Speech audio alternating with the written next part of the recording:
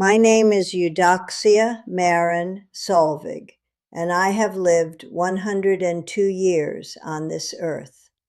I have outlasted 3 wars, buried 2 husbands, watched grandchildren become grandparents themselves. I have seen enough of this world to know what is real and what is shadow. And so when I tell you what happened to me on the 23rd of February in the gray silence of a hospital room in the Blue Ridge Hills, I need you to understand. I am not a woman who invents things. I am not a woman who dreams in daylight. What I am about to share with you took me 7 weeks to find the words for. And even now, even with all 102 years of vocabulary at my disposal, the words feel like a thimble trying to hold the ocean. I will try anyway. It began, as most final things do, without ceremony. I had been admitted the previous evening for what the nurses called a precautionary observation. My heart had been flickering. That is how my cardiologist, a soft-spoken man named Dr. Thessaly Orvain, described it to my granddaughter Renly, flickering like a candle in a corridor. I did not find this alarming. At 102, you make a kind of peace with the candle. You stop being afraid of the corridor. I remember the ceiling tiles, 37 of them. I counted 3 times. There is something about a hospital ceiling at 2 in the morning that becomes extraordinarily interesting when you cannot sleep. The room smelled of antiseptic and something sweeter underneath, floor polish perhaps, or the carnations Renly had left on the narrow windowsill. Outside there was February rain, tapping at the glass like something that wanted to be let in. And then, at precisely the moment I stopped noticing the rain, the sound, the smell, the cool weight of the blanket, the ache in my left hip that had been my companion for 11 years. It all went somewhere else. Not dark, not quiet, somewhere else. The first thing I understood was that I was standing. This struck me as remarkable because I had not stood without assistance in 4 years. And yet there I was, standing, with no cane, no Renly beside me, no particular effort. My body, if that is what it still was, felt like something retrieved from a very long and unnecessary storage.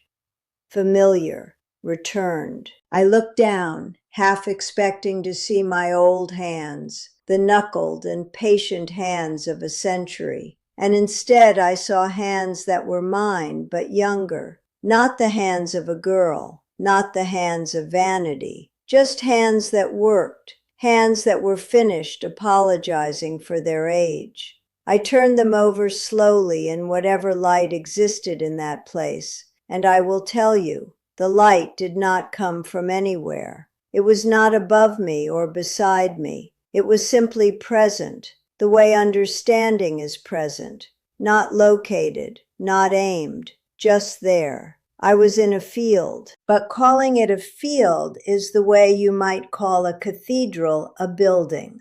Technically accurate, spiritually absurd. The grasses, if that is what they were, moved with the rhythm of something breathing, and their color was not green the way we mean green here. It was a frequency. It was the idea of green before language narrowed it down to something so small.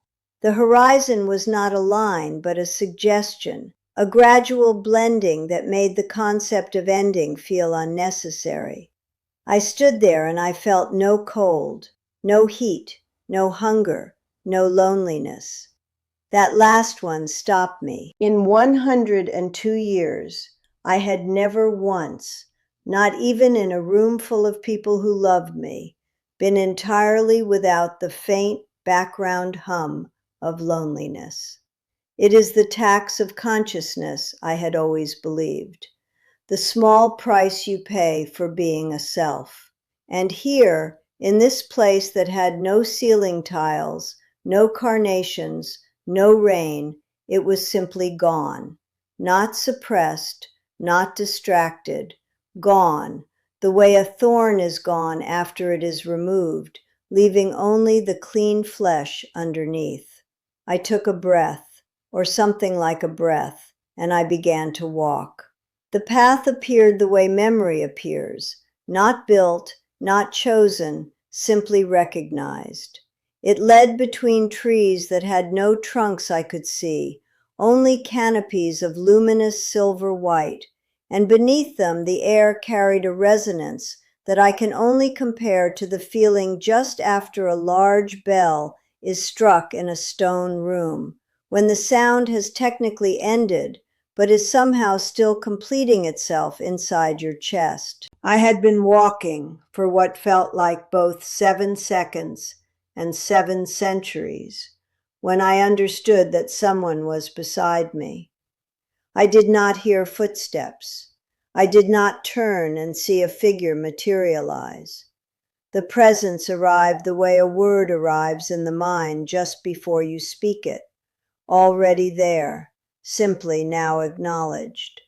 And when I turned, I saw her, Celestine, my sister, dead 58 years, dead of a swift and merciless pneumonia in a winter that took too many.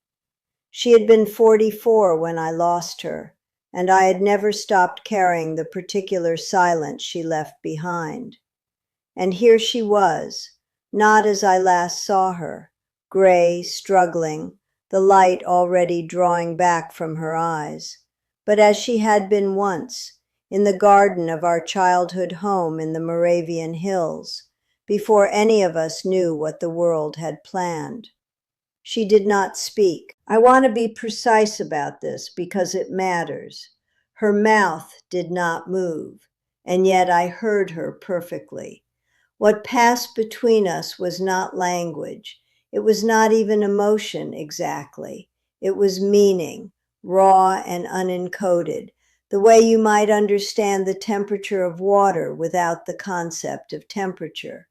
She told me, without words, without sound, that she had been near me more times than I could count, that grief is a strange invention, a necessary one perhaps, but an invention nonetheless, that what we call death is a door handle that we mistake from one side for a wall. I wanted to ask her 1,000 questions.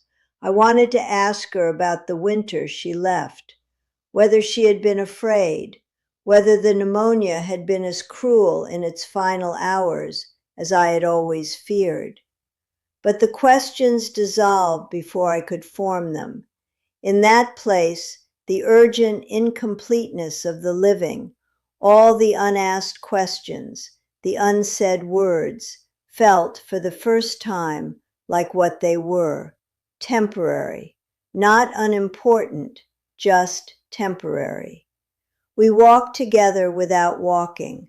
The trees became lighter, and then lighter still, and then we stopped. There was something ahead of us, and I will not insult you by comparing it to sunlight or fire or any illumination this world manufactures. What I saw, what I was permitted to see, was the source rather than the expression, the origin rather than the symptom. Every light I had ever seen in my life, every sunrise across the Vltava, every candlelit church, every lamp in every room where something tender was happening, all of it was, I understood now, a faint echo of this. And from within it, or perhaps comprising it, came a presence, not Celestine, not any relative, not any figure I could name or locate or describe in the ordinary way of descriptions.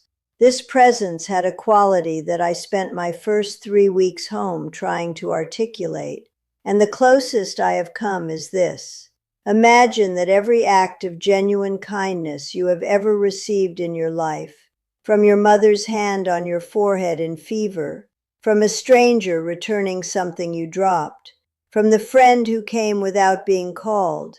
Imagine all of that distilled into a single orientation toward you, not performed, not earned, simply pointed the way a compass is pointed by its nature, without effort. That is what I stood inside of, and it communicated to me, without ceremony, without prelude. It did not say these words exactly because there were no words, but the meaning that arrived in me was this: what comes is not punishment. What comes is a threshold, the turning of something that was never broken, only folded. I did not know what this meant. I still do not know what this means, not entirely. But I knew. I knew with the marrow certainty of 102 years of lived experience. Knew it the way I knew my own name before I had a name, that it was true. And then it said, in the same wordless way, April. Tell them April. I want to be careful here. I am not a prophet. I am a very old woman who has been to a place and come back with something in her pockets that she does not fully understand. I do not know what April holds. I do not know whether it is personal, for me, for my family, or whether it is something larger, something moving through the world the way seasons move, by their own imperatives.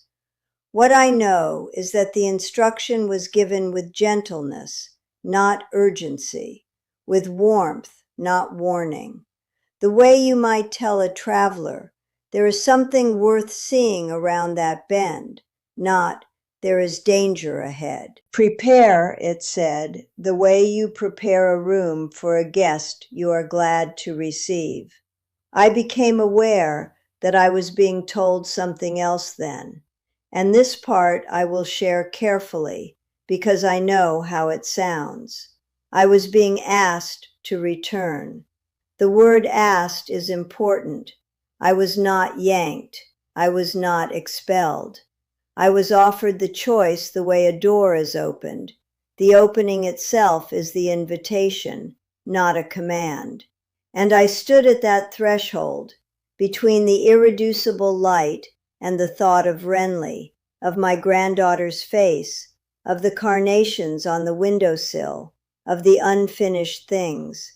And I felt the most exquisite conflict I have ever experienced in any version of my existence. What I wanted was to remain.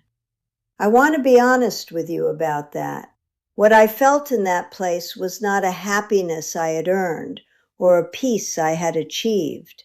It was a happiness that was the default state of reality when nothing was obscuring it. And going back meant re-entering the obstruction. It meant the hip and the ceiling tiles and the quiet arithmetic of loss that accumulates in a long life. But I also understood, and this arrived not as an argument but as a recognition, that I was not finished. Not in the way of tasks incomplete, not because the universe needed anything else from me, but in the way a sentence needs its final word before it can be heard as a sentence. There was a final word I had not yet spoken, a quality of witness I had not yet offered. And so, in a fashion I cannot physically explain, I turned. I came back to my body the way dawn comes to a room, not all at once, not with announcement, but gradually, the details becoming specific. The antiseptic smell, then the ceiling tiles, then the sound of a monitor I had not heard go quiet, but now heard resuming. Then Renly's voice, somewhere close, saying my name in the particular way that means stay. I opened my eyes. I did not try to speak. For 3 days, I simply allowed the world to be what it was. Loud, physical, outlined in effort, full of the lovely difficulty of being here. I watched the February rain through the window and felt something I had not expected to feel. Gratitude for the glass between us, for the separation, for the particular beauty of being inside, looking out. Dr. Orvain told Renly that what had happened was consistent with a prolonged cardiac event, that my recovery was, in his careful clinical language, atypical. I did not disagree with him. I simply said, yes, something happened. It took me 7 weeks to find these words. 7 weeks of sitting with the memory, turning it the way you turn a stone you found on the beach, not trying to identify it immediately, not rushing toward meaning, just holding it in your hands and feeling its weight and warmth and particular smoothness. And what I have concluded, with all the deliberateness of 102 years of thinking, is this: we are not brief, we are not accidental, we are not the bodies that flicker, we are the ones doing the flickering, and the flickering, I can tell you from the other side of it, is being watched over with something that has no adequate name in any language I have spoken. I do not know exactly what April brings. I do not know whether it will arrive quietly in the private architecture of one life, or whether it will be something felt in the broader air. What I know is what I was told in a place where nothing was uncertain. It is a threshold, not an ending, a folding, not a tearing. Prepare the room, not with fear, not with frantic revision of every choice you have made, but with the same quiet intentionality with which you would place fresh flowers on a table before a beloved guest arrives, with openness, with your hands unclenched, with the willingness to be surprised by what is good. Celestine is well, wherever well lives when it is permanent rather than occasional. She is there, and she sends, in the only language she now speaks fluently, something that lands in me as warmth, and something that lands as the word continue. So I continue. At 102, with my hip and my ceiling tiles, and my Renly and my borrowed time, I continue. And I leave you with the question that has settled into me since that room in the Blue Ridge Hills, the question I wake with each morning and carry through each day like a lantern whose light surprises me each time I remember it is there. If you knew, truly knew, that what waits for you on the other side of any threshold is not loss, but return, what would you do differently with the steps you are taking right now? Sit with that. Do not rush toward an answer. Some questions are not problems to be solved, but spaces to be inhabited. If this story has moved something in you, if it has touched a room inside you that is usually kept quiet, I want to hear about it. Tell me in the comments below. Tell me what you have felt, what you have wondered, what you have perhaps seen that you never told anyone because you were afraid of how it would sound. This space is for those stories. Every one of them matters. And if you know someone carrying grief, someone sitting with the particular silence that a lost person leaves behind, please send this to them, not as evidence, not as argument, simply as a hand extended in the dark. If this reached you, subscribe so nothing I share after this finds you too late. April is coming, and I believe with everything that 102 years of living and one extraordinary moment of dying has given me to believe with, that it carries something worth being present for.